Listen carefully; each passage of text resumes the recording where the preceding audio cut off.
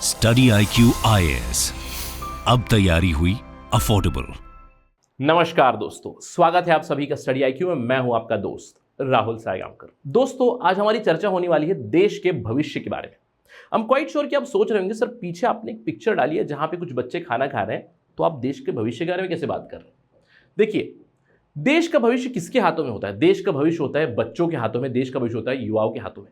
इसीलिए हम लोग कहते हैं कि आज के बच्चे कल का देश का भविष्य है, और अगर हमारे आज के बच्चों को अगर सही खाना नहीं मिल रहा है, सही पौष्टिक नहीं मिल रहा है, तो इमेजिन कीजिएगा देश का भविष्य क्या होगा।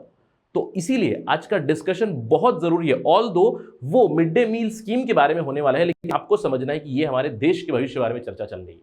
हम लोग क्या बात करने वाले हैं? हम लोग बात करने वाले हैं मिड डे मील स्कीम के बारे में, कि इंडिया की मिड डे मील स्कीम में किस तरह की फिक्सिंग की जरूरत है, क्या इस मिड डे मील स्कीम की प्रॉब्लम्स है। आप जानते हैं कि मिड डे मील स्कीम में गवर्नमेंट स्कूल्स में, गवर्नमेंट एडेड स्कूल्स में बच्चों को एक टाइम का खाना मिलता है, एक टाइम की न्यूट्रिशन मिलती है, दोपहर का खाना वहां मिलता है।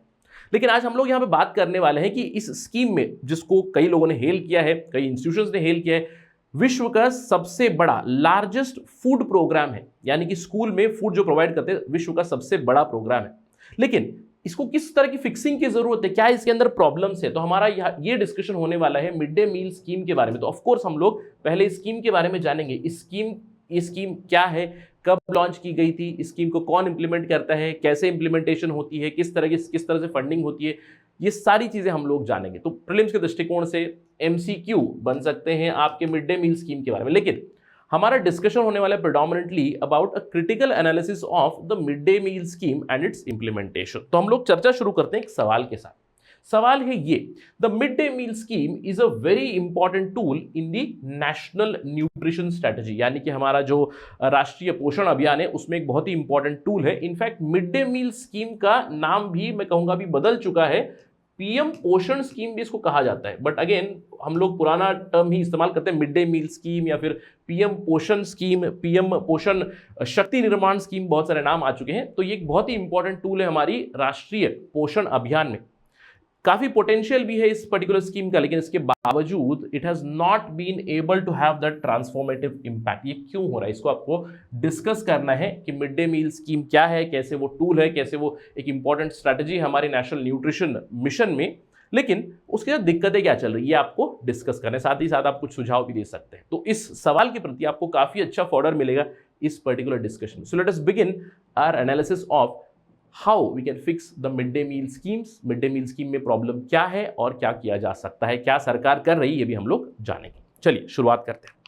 लेकिन उससे पहले आपको ध्यान रखना है, अगर आप UPSC सिविल सर्विसेज की तैयारी कर रहे हैं, UPSC सिविल सर्विसेज एग्जाम 2023 देने की सोच रहे हैं, प्रिपरेशन करने की सोच रहे हैं, तो this is the stop for you. ये आपका वन स्टॉप सॉल्यूशन होगा, स्टडी IQ का फाउंडेशन बैच। और ध्यान रखिएगा, ये आपके पास एक आखिरी अपॉर्चुनिटी है इस पर्टिकुलर प्रोग्राम को एनरोल करने के लिए। सबसे क्वालिटी प्रोग्राम है और सबसे अफोर्डेबल प्रोग्राम है for UPSC civil services preparation.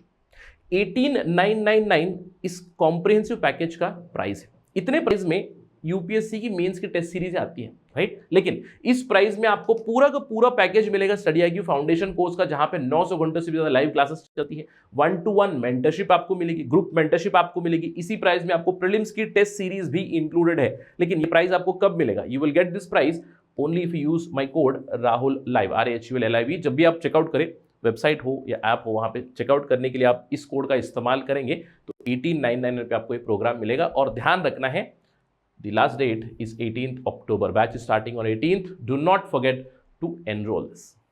चलिए शुरुआत करते हैं डिस्कशन की। सबसे पहले ये मिड डे मील स्कीम है क्या? मिड डे मील नाम से ही पता चल रहा है, मिड डे मील यानी कि लंच, जो आपका मिड डे का खाना होता है उसको कहते हैं लंच। तो एक समय का लंच, एक समय का खाना प्रोवाइड किया जाता है स्कूल में। इसका नाम PM पोषण योजना या फिर PM पोषण शक्ति निर्माण योजना भी कहा जाता है। ये विश्व का सबसे बड़ा स्कूल का फीडिंग प्रोग्राम, यानी कि स्कूल में एक समय का खाना स्टूडेंट्स को दिया जाता है, राइट? अब ये एक स्कीम है जो गारंटी करती है meal to all the children. Again अभी फिलहाल it is applicable to 1st standard to 8th standard in all the government school. सारी सरकारी पाठशालाओं में, पंचायत की स्कूल, आपकी जो भी म्यूनसिपैलिटी की स्कूल, सारी गवर्नमेंट स्कूल्स में, गवर्नमेंट की तरफ से जिसको सहायता जाती है एडेड स्कूल्स में, और मदरसास जो समग्र शिक्षा योजना के अंदर है, सभी के सभी को यहाँ पे खाना मिलता है एक समय का। अब देखिए, ये जो स्कीम आई थी, इस स्कीम का इतिहास तो मैं कहूंगा 1920 से ही मद्रास स्टेट में कुछ इसी तरह की स्कीम चल रही थी स्कूल लेवल पे, लेकिन इस स्कीम की फॉर्मलाइजेशन हुई मैं कहूंगा 1995 में। शुरुआती दौर में it was called national program of nutritional support for primary education. शुरुआती दौर में केवल पहली कक्षा से 5वीं कक्षा के बच्चों को खाना मिला करता था एक समय का दोपहर, लेकिन 2014 में इसको रीनेम किया गया, इसको रिलॉन्च किया गया as the mid day meal scheme, और 2007 में इसको एक्सटेंड किया गया टिल द 8th स्टैंडर्ड। सो 8वीं कक्षा तक, basically between the age group 6 to 14 जो रहेंगे, पहली कक्षा से 8वीं कक्षा तक, उन्हें एक समय का खाना सरकारी स्कूल्स पे, एडेड स्कूल्स पे आपको मिलता है। अब ये जो पूरा प्रोग्राम है, ये जो पूरा स्कीम है, इसकी नोडल एजेंसी, नोडल मिनिस्ट्री है ministry of HRD, ministry of human resource and development, although उसका नाम बदल चुका है, it is right now ministry of education. तो ध्यान रखना, जब शुरुआत हुई थी it was HRD, now it is ministry of education, उसके अंडर आता है। और अप्रोक्सीमेटली हमारे देश में 12 करोड़ बच्चों को एक समय का खाना मिलता है इन पाठशालाओं में, राइट। तो ये बेसिकली स्कीम है मिड डे मील स्कीम। अब आप सोच रहे होंगे सर ये स्कीम तो आ गई, लेकिन स्कीम जब लाई गई थी इसका उद्देश्य क्या था, main what were the main intention of the scheme. देखिए, स्कीम का जो शुरुआती इंटेंशन था मैं कहूंगा 1995 में जब आया, तो मेन इशू था एनरोलमेंट का, कि गवर्नमेंट स्कूल्स में बच्चों का एनरोलमेंट बढ़ाना है। तो लेकिन मैं कहूंगा इसकी दो उद्देश्य, टू फोल्ड उद्देश्य, one is enrolment of course, second one is nutrition, क्योंकि एक समय का अगर खाना मिल रहा है तो पोषण होगा, जो भी नेसेसरी विटामिन मिनरल्स एक्सेट्रा है तो मिल जाएंगे। एक समय का खाना अच्छा मिलेगा तो हेल्दी बनेंगे, अगर हेल्दी बच्चे बनेंगे, हेल्दी युवा बनेंगे, तभी जाकर देश का भविष्य भी हेल्दी होगा, राइट। तो इसीलिए strategy was two fold, enrolment बढ़ाना है, साथ ही साथ न्यूट्रिशन प्रोवाइड करना है बच्चों को। अब इन दोनों उद्देश्यों को अगर हम लोग असेस करें तो मैं कहूंगा एनरोलमेंट के उद्देश्य से काफी पॉजिटिविटी आई है because of mid day meal scheme, इसीलिए यहां पे एक पॉजिटिव साइन बना हुआ है। एनरोलमेंट रेशियो, अगर आप ग्रॉस एनरोलमेंट रेशियो देखिए इंडिया में, तो it has exceeded everybody's expectation. In fact कई सालों में आपने देखा होगा कि the gross enrolment ratio specially for the primary schools कुछ सालों में आपको 100% से भी ज्यादा मिला है, राइट। अगेन मैं चाहता हूं कि जो भी एस्पिरेंट्स है इस नंबर को समझे और मुझे बताए कमेंट सेक्शन में कि अगर कोई कहे, कोई राज्य कहे, कोई जिला आपको कहे कि हमारे यहाँ पे gross enrolment ratio primary schools में 105% है, उसका मतलब क्या है, राइट। यानी कि जितने भी एज ग्रुप में बच्चे हैं, डेटा तो सरकार के पास है, सभी के सभी स्कूल में आ रहे हैं, गवर्नमेंट स्कूल में आ रहे हैं करके बताएगा, राइट। तो ग्रॉस एनरोलमेंट रेशियो 100% से ज्यादा का मतलब क्या है, ये मुझे बताएगा। तो या इस एनरोलमेंट के दृष्टिकोण से हम लोगों ने काफी प्रोग्रेसिवनेस देखी है मिड डे मील स्कीम की वजह से। ऑल्दो अगर हम लोग ग्रॉस एनरोलमेंट रेशियो की बात करें तो एग्जाम के दृष्टिकोण से आपको एक ध्यान रखना है कि जब हम लोग प्राइमरी स्कूल की बात करते हैं, यहां पर मैं टिक यस कर दूंगा, बहुत अच्छी एनरोलमेंट रेशियो है यहाँ पे, more than 90%, in some years more than 100% also. Secondary school की बात करें आपको थोड़ा सा नीचे चला जाएगा, primary to secondary enrolment ratio goes down, और अगर आप हायर एजुकेशन की एनरोलमेंट रेशियो देखें तो और भी कम हो जाएगा, 20 to 30 के बीच में होगा हायर एजुकेशन का एनरोलमेंट रेशियो। तो ये मैं आपको क्यों बता रहा हूँ, क्योंकि आंसर राइटिंग के दौरान ये आपके दिमाग में एक फ्रेमवर्क होना चाहिए कि प्राइमरी एनरोलमेंट रेशियो ज़्यादा है, सेकेंडरी कम है, हायर उससे भी कम है, तो हायर एजुकेशन एनरोलमेंट बढ़ाने की भी जरूरत है हमारे देश में, ये आपको ध्यान रखना है, ठीक है। तो एनरोलमेंट के दृष्टिकोण से मिड डे मील स्कीम को मैं एक टिक मार्क यस दे दूंगा, बहुत ही अच्छा काम किया है, एनरोलमेंट काफ़ी बड़ा है। लेकिन अब इस दूसरे एस्पेक्ट जब हम लोग जाएं न्यूट्रिशन के दृष्टिकोण से, मैं कहूंगा this has been a negative pointer, और यहां पे बहुत फिक्सिंग की जरूरत है। क्योंकि देखिए बच्चे तो स्कूल आ गए, उस स्कूल में आ गए, स्कूल में एनरोलमेंट हो चुकी है, बच्चों को खाना भी मिल रहा है, लेकिन तभी भी पोषण नहीं मिल रहा है। इसीलिए हम लोगों ने देखा ग्लोबल हंगर इंडेक्स, मैल न्यूट्रिशन के दृष्टिकोण से देख लीजिएगा, स्टंटिंग, वेस्टिंग, एनीमिया की प्रॉब्लम इंडिया में कितनी ज्यादा है। अगेन इस दृष्टिकोण से मैं कहूंगा I would give it a no or an X here wrong mark, क्योंकि न्यूट्रिशन के दृष्टिकोण से कहीं ना कहीं mid day meal scheme has been a rather failure, और there is a lot of scope of improvement specially here. क्यों? आए दिन आप ऐसी खबरें देख सकते हो, हम क्वाइट श्योर कि पिछले एक साल में, 1 या 2 साल में इस तरह की खबरें आपने बहुत सारी सुनी होंगी कि यार मिड डे मील के खाने में आपको छिपकली मिल गई। कर्नाटक में हुआ था, मिड डे मील के खाने में छिपकली मिल गई, बच्चों को बासी खाना खिलाया गया, kids fed stale food in the mid day meal. इसके अलावा अंडे, देखिए अंडे कुछ कुछ राज्यों में एग्स भी दिए जा रहे हैं प्रोटीन की रिक्वायरमेंट को फुलफिल करने के लिए। अब यहाँ पे नॉर्म्स है आपको कि कितने वेजिटेबल्स, कितने प्रोटीन्स, कितनी चीजें मिलनी चाहिए, तो मिड डे मील स्कीम के तहत वो चीजें बनी हुई है कि इस तरह का आपका फूड न्यूट्रिशन होना चाहिए। तो उसमें कुछ राज्यों ने प्रोटीन की पूर्ति कंप्लीट करने के लिए, प्रोटीन रिक्वायरमेंट की पूर्ति कंप्लीट करने के लिए एग्स खिलाना शुरू कर, जैसे तमिलनाडु में, कर्नाटका में भी कहीं कहीं शुरू हो चुका है, एग्स देते हैं in the mid day meal. तो तमिलनाडु में करूर में रॉटन एग्स वर गिवन। आप यहाँ पे देख सकते हो, these were the pictures of the rotten egg. हर बहुत सी जगह पे ये प्रॉब्लम्स हुई, राइट। इसके अलावा फिर से छिपकली ढूंढी गई उत्तर प्रदेश के मिड डे मील में, बासी खाना खिलाया गया। इसकी वजह से सबसे बड़ी प्रॉब्लम, बच्चों ने ये खाना खाया, राइट। अब देखिए छोटे बच्चे हैं, पहली कक्षा से 8वीं कक्षा से, और आपने नॉट कंज्यूमिंग, फूड पॉइजनिंग हो गई, राइट, फूड पॉइजनिंग हो गई इन्हें। ऐसी बहुत सारी प्रॉब्लम्स हम लोगों ने देखी है। अब इसके ऊपर हाल ही में सरकार का डेटा है जहां पे इन्होंने बताया there has been a steep rise in food poisoning cases specially in 2022 this year. और ये डेटा आया है सरकार का ही। फूड पॉइजनिंग के कई सारे केसेस सामने आए बिहार में, कर्नाटका में, आंध्र प्रदेश में, दूसरे राज्यों में भी। इनफैक्ट अगर हम लोग इस डेटा को थोड़ा सा एनालाइज करें, इसी से हमें पता चलता है there is a big problem with the mid day meal scheme and its implementation. देखिए 979 school students have suffered food poisoning. अब ये हुआ है कब? ये नंबर आपको मिलेगा केवल 2022 के ही आंकड़े हैं, और ये 2022 में हम लोग अभी तो यार अक्टूबर में चल रहे हैं, ये आंकड़े पहले 9 महीनों के, यानी कि जनवरी से लेकर सितंबर तक 979 students have actually suffered food poisoning because of bad mid day meal scheme, mid day meal food in India, अलग अलग स्कूल्स में, राइट। और ये डेटा है सरकार का ही, IDSP का है, इंटीग्रेटेड डिजीज सर्वेलेंस प्रोग्राम के अंडर। इनफैक्ट अगर हम लोग बात करें 2009 से लेकर 2022 तक, अभी तक 9646 केसेस। अब मैं ये नंबर बच्चों के फूड पॉइजनिंग की, बच्चों के साथ प्रॉब्लम की बात नहीं कर रहा हूं, इतने सारे केसेस हुए हैं, multiply that by number of students in each case, you will understand what is the problem. कि इतने सारे केसेस आए हैं 2009 से लेकर 2022 तक, जहां पे फूड पॉइजनिंग के केसेस निकले हैं in the mid day meal scheme. The highest cases were reported from some state. 2009 से 2022 तक अगर हम बात करें, कर्नाटका में 1500 से भी ज्यादा ऊपर, ओडिशा हो गया, तेलंगाना हो गया, आंध्र प्रदेश हो गया, बिहार, कई राज्यों में ये सारी प्रॉब्लम्स देखी गई है।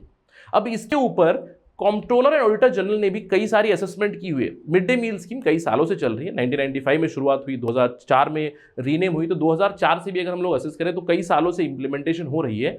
और ये कितनी दुख भरी बात है कि यार स्कीम आपकी 15-16 सालों से चल रही है, आज भी प्रॉब्लम्स चली रही है। वही कैग ने असेस किया 2015-16 में, कैग ने असेस किया मध्य प्रदेश में, जहां पे उन्होंने देखा कि 14,500 स्कूल्स में कोई किचन शेड नहीं है सेपरेट जहां पे खाना बनता है। अगर सेपरेट जगह नहीं है, अगर अच्छी जगह नहीं है, तो गंदा खाना तो बनेगा ही।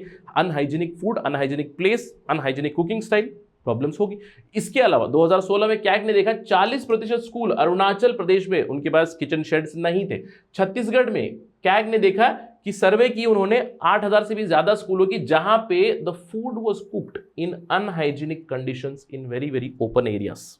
और ये होगा तो फूड पॉइजनिंग की प्रॉब्लम तो होगी। इसके अलावा हिमाचल प्रदेश में 2017 में देखा गया कि जिन लोगों को रजिस्टर किया गया, जिन लोगों को लाइसेंस दिया गया मिड डे मील स्कीम के अंडर, उनमें से 97 to 100% लोगों के पास फूड लाइसेंसेस उनकी चेक नहीं की गई थी, बगैर इंस्पेक्ट किए हुए उन्हें लाइसेंसेस दिए गए थे। इसके अलावा 2019 में कैग ने देखा कि food safety and standards authority of India did, यहां पे बताया गया कि they said do not inform the doctors करके बताया। मध्य प्रदेश में जो भी फूड पॉइजनिंग केसेस हुए थे उसको नहीं रिपोर्ट किया गया, ये भी उन्होंने हाईलाइट किया, राइट। तो कई सालों से कैग की रिपोर्ट आती है, अलग अलग राज्यों को भी असेस करते हैं।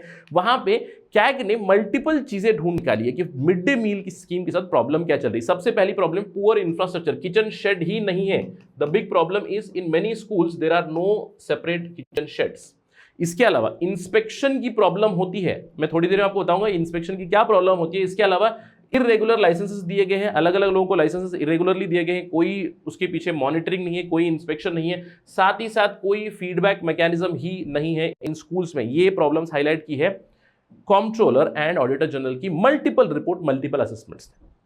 इसके अलावा अगर हम लोग जब भी मिड डे मील की बात करें, देखिए मिड डे मील मैंने आपको बताया ये जो स्कीम है ये एक सेंट्रली स्पॉन्सर्ड स्कीम है, आपको ध्यान रखना है, CSS सेंट्रली स्पॉन्सर्ड, ध्यान रखिएगा। सेंट्रल सेक्टर स्कीम का मतलब है कि पूरा का पूरा पैसा केंद्र सरकार देगी, लेकिन सेंट्रली स्पॉन्सर्ड, केंद्र सरकार इसको स्पॉन्सर कर रही है, यानी कि केंद्र सरकार की तरफ से पैसा जाएगा, राज्य सरकार की तरफ से पैसा जाएगा, इंप्लीमेंटेशन राज्य सरकारें करती हैं, तो राज्य सरकार इसको इंप्लीमेंट करती है केंद्र सरकार की तरफ से 60-40 रेशियो में, और जो भी जो मैं कहूँगा स्पेशल स्टेट्स हैं, जैसे कि आपके हिली रीजन्स हो गए, दूसरे स्टेट्स हो गए, वहां पे इट इज बेसिकली 90-10 रेशियो, ये आपको पता है। यानी कि पैसा जा रहा है केंद्र सरकार की तरफ से, पैसा जा रहा है राज्य सरकार की तरफ से भी, इंप्लीमेंटेशन इसकी राज्य सरकारों के ऊपर है, यानी कि लोकल लेवल डिसेंट्रलाइज्ड इंप्लीमेंटेशन होनी चाहिए। अब सिंपल सी चीज है, फॉर इंस्टेंस देखिए मेरा एक स्कूल है, अब या फिर गवर्नमेंट स्कूल है, गवर्नमेंट स्कूल में मैं खाना प्रोवाइड कर रहा हूँ, ये भी हो सकता है कि दो चीजें हो सकती हैं। जब खाना आपको प्रोवाइड करना है तो एक तो पाठशाला है, पाठशाला को मैं खाना प्रोवाइड करूँ, मैं एक वेंडर हूँ,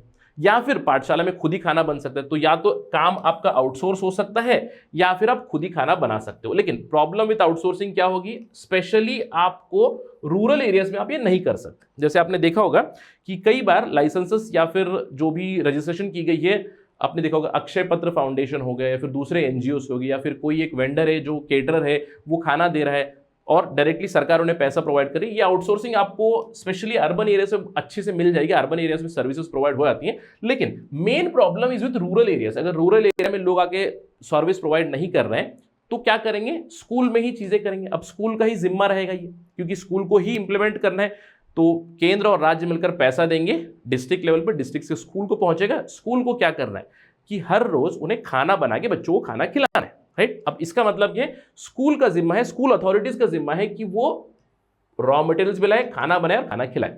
अब जब हम लोग यहां पे देखेंगे, सबसे पहले आपको समझना है जो मैं ये प्रॉब्लम्स यहां पे गिना रहा हूं, this problem applies with the outsourcing agency also. क्यों, जब खाना मुझे बनाना है, अब समझ लीजिए स्कूल अथॉरिटी हूं, मैं स्कूल अथॉरिटी हूं और मुझे क्या करना है, पहले मुझे खाना खिलाने के लिए, अगर आज खाना खिलाना है, दाल बनाना है, रोटी बनाना है, चावल बनाना है, रोटी जो भी चीज़ें बनानी, उसके लिए मुझे प्रोक्योरमेंट करनी है। प्रोक्योरमेंट कैसे करोगे, खरीद के लाना है आपको चीज़ें, तो प्रोक्योरमेंट में प्रॉब्लम्स, कहाँ से खरीदा है ये प्रॉब्लम है, किस क्वालिटी की सब्जी खरीदी है, किस क्वालिटी के फूड ग्रेन खरीदी है, क्या दाल अच्छी है, क्या चावल वहाँ पे अच्छे हैं, क्या तेल जो खरीदा है वो तेल अच्छा है क्या, ये बहुत बड़ी प्रॉब्लम है। Procurement is a problem, quality procurement. अब यहां पे हम इस चीज को रिजॉल्व कैसे कर सकते हैं कि स्कूल जहां से खरीद रहे हैं भैया उनके पास प्रॉपर लाइसेंस होनी चाहिए, उनके जो प्रोडक्ट्स है उनकी कंटिन्यूस इंस्पेक्शन होनी चाहिए, ये नहीं होती है। यहां पे आपको फिर से धांधली भी चलेगी, यानी कि प्रोक्योरमेंट करनी है कि भैया वेजिटेबल हो गया, फूड ग्रेन हो गया, ऑयल हो गए, जिस वेंडर से आ रहा है या फिर जहां से प्रोक्योर कर रहा हूं वो बोलेगा 50 रुपए के है और 40 रुपए, बेसिकली 40 रुपए को 50 में बेच देगा क्योंकि सरकार को बेच रहा है। ये भी प्रॉब्लम्स आपको होती है। Financial impropriety is also one of the big problems. इसके अलावा प्रिपरेशन, समझ लीजिए मैंने अच्छा प्रोडक्ट भी ला लिया, जो भी है रॉ मटेरियल लिया, अब प्रिपरेशन करना है। प्रिपरेशन के लिए मेरे पास इंफ्रास्ट्रक्चर होना चाहिए कि प्रॉपर किचन होना चाहिए, प्रॉपर किचन शेड होना चाहिए, साफ सुथरी जगह होनी चाहिए जहां पे खाना बनाना है। लेकिन यही प्रॉब्लम है बहुत सारे स्कूल्स में जो कैग ने हाईलाइट की। इसके अलावा जो पर्सोनल है जो खाना बनाते हैं, जो परोसते हैं, वहां पे भी ये लोग basically they are called as helpers. अब देखिए इनका कोई रेगुलराइजेशन नहीं हुआ है। इनफैक्ट ये बहुत सैड सी चीज है कि 2009 से लेकर आज तक ये जो हेल्पर्स होते हैं, पर्सोनल होते हैं, इनकी अभी तक रिम्यूनरेशन रिवाइज नहीं हुई है। आप बिलीव नहीं करोगे, हेल्पर्स जो वॉलंटरी कंट्रीब्यूशन कर रहे हैं उन्हें महीने का 2000 रुपए के आसपास मिलता है, और कई कई स्कूलों में तो रूरल एरियाज में 1000 रुपए महीने का मिलता है, और 2009 से ये रिवाइज नहीं हुआ। अब देखिए, ऑल्दो मैं ये नहीं करा कि अगर आपको पैसे कम मिले तो आप काम अच्छा नहीं करो, लेकिन एक इंसेंटिव जरूर बनता है, राइट, कि अगर पर्सोनल जो खाना बना रहा है शिद्दत के साथ एक मोटिवेशन से बनाए कि बच्चों को खाना खिलाना है, अच्छा खाना खिलाना है, तो उसके लिए इंसेंटिव ये रिवीजन करने की बहुत ज़्यादा ज़रूरत है। इसके अलावा फाइनली इंस्पेक्शन, जो खाना बन रहा है, देखिए आप जानते हैं कि आजकल जो नॉर्म्स आ चुके हैं कि स्कूल में पहले जो स्कूल की कमेटी होती है, स्कूल मैनेजमेंट कमेटी, वो टेस्ट करे। अब जैसे पुराने राजा महाराजा का हुआ करता था, बच्चे भी एक्चुअली राजा महाराजा ही, मैंने आपको बताया हमारा भविष्य आगे वाले। तो पहले कैसे हुआ करता था, अगर किंग है तो किंग के लिए टेस्टर्स होते थे, कम से कम आधा डजन टेस्टर्स आएंगे, खाना आएगा तो पहले टेस्टर टेस्ट करेगा कि उसका पॉइजन वगैरह है या नहीं, राइट। तो आजकल इस तरह के नॉर्म्स भी आ चुके हैं कुछ कुछ स्कूल्स में, लेकिन inspection is a big problem even today. School management committee जो होती है, जहां पे टीचर्स है, प्रिंसिपल है, दूसरे रिप्रेजेंटेटिव्स है, वहां पे उनका ये जिम्मा होता है कि वो इंस्पेक्शन करे कि खाना कैसा जा रहा है, खाना क्वालिटी जा रहा है क्या, और अगर आउटसोर्स कर रहे हैं वहां पे भी मॉनिटरिंग की कंटिन्यूअस जरूरत है कि आउटसोर्स जिसको किया है क्या उनके पास प्रॉपर लाइसेंस है, क्या वो जहां से चीजें खरीद रहे हैं वो अच्छी चीजें खरीद रहे हैं, क्या वो खाना हाइजीनिकली बना रहे हैं, जो खाना बच्चों को खिला रहे हैं क्या वो खाना अच्छा है। इन सभी चीजों के ऊपर मॉनिटरिंग की जरूरत है। और कहीं ना कहीं आपको बता दें एक चीज हो चुकी है, कुछ कुछ स्कूल्स में हो चुका है, कुछ कुछ नॉर्म्स आ चुके हैं कि स्कूल मैनेजमेंट कमेटी खाना बच्चों को परोसने से पहले या फिर बच्चों को खिलाने से पहले खुद पहले खाए और उसकी पुष्टि करे कि वो खाना अच्छा है। कुछ इस तरह की चीजें भी आ चुकी हैं।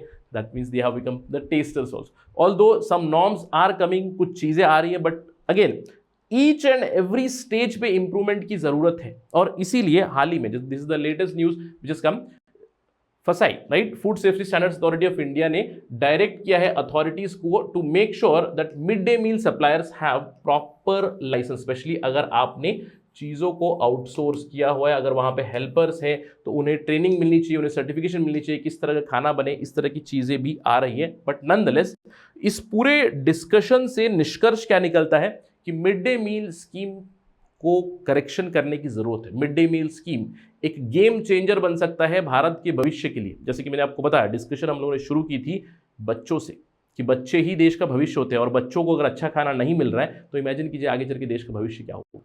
सो we need to ensure that mid day meal scheme issues are to be rectified as soon as possible, right. So ये है निष्कर्ष। इस चीज के ऊपर कोई भी अपडेट आएगी तो हम लोग जरूर डिस्कस करेंगे फिर से on study IQ, but that is it right now in this particular discussion. लेकिन जाने से पहले अब सभी के लिए एक सवाल है, यहाँ पे लिखा हुआ है फसाई, एंड आई थिंक मुझे लगता है कि यार, मुझे लगता है अभी तक मैंने यूट्यूब पे 1000 से भी ज़्यादा वीडियोस बना दे, लेकिन I think in one of the videos I had told you about FSSAI, right, food safety standards authority of India.